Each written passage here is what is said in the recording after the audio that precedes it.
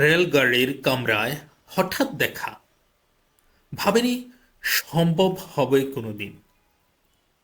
আগে ওকে বারবার দেখেছি লাল রঙের শাড়িতে, ডালিম ফুলের মতো রাঙা।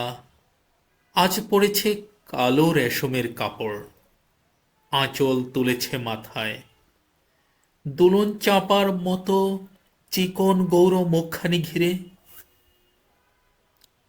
মনে হলো কালো রঙে একটা গভীর দূরত্ব ঘনিয়ে নিয়েছে নিজের চারদিকে, যে দূরত্ব সর্ষে ক্ষেতের শেষ সীমানায়, শালবনের নীলাঞ্জনে।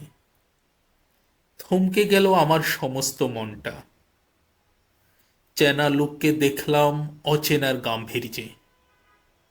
হঠাৎ খবরের কাগজ ফেলে দিয়ে আমাকে করলে নমস্কার। সমাজ বিধির পথ গেল খুলে। আলাপ করলেম শুরু। কেমন আছো, কেমন চলছে সংসার, ইত্যাদি। সে রইল জানালার বাইরের দিকে চেয়ে, যেন কাছের দিনের ছোঁয়াচ পার হওয়া চাহনিতে। দিলে অত্যন্ত ছোট দুটো একটা জবাব, কোনোটা বা দিলেই না। বুঝিয়ে দিলে হাতের অস্থিরতায়। কেন এসব কথা? এর চেয়ে অনেক ভালো চুপ করে থাকা। আমি ছিলাম অন্য বেঞ্চিতে ওর সাথীদের সঙ্গে। এক সময়ে আঙ্গুল নেড়ে জানালে কাছে আসতে। মনে হলো কম সাহস নয়।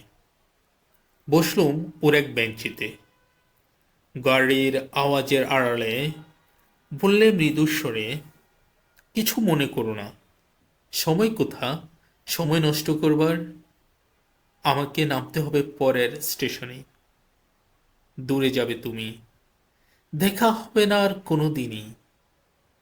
তাই যে প্রশ্নটার জবাব এতকাল থেমে আছে, শুনবো তোমার মুখে। সত্য করে বলবে তো? আমি বললাম, বলবো। বাইরের আকাশের দিকে তাকিয়ে শুধলো, আমাদের গেছে যেদিন একেবারেই কি গেছে, কিছুই কি নেই বাকি।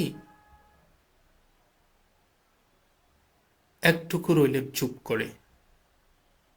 তারপর বললেন, রাতের সব তারাই আছে দিনের আলোর গভীরে। খটকা লাগলো।